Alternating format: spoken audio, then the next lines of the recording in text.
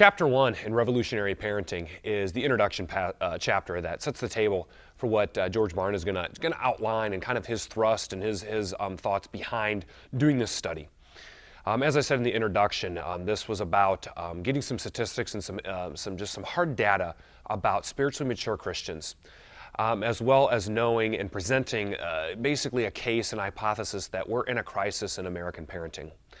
And sometimes I think we go overboard in saying that the sky is falling, but I think what George Barna wants us to consider is what's our plan? What's our guide?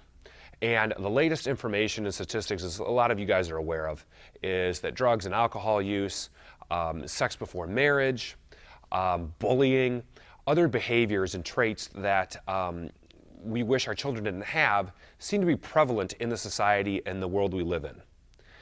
And the question that Barna wants us to think about is when raising our children, and as a side tangent too, we know that adolescence seems to be extending.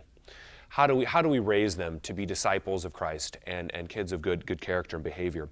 And he really starts off with these statistics and information, chapter 1, and really wants you to consider what's your plan and what's your mode of operation. And if somebody came to you and basically wanted you to kind of concisely say what you're doing as a parent, and what's the direction you're heading, and what are you trying to accomplish, are you able to kind of concisely communicate that information? And so chapter 1 kind of does it. It lays out a little doom and gloom, but then starts to get us thinking in the direction that he wants his series to go, and to outline the tips and things that he's learned from studying these children and these parents about what it means to be a disciple and follower of Christ.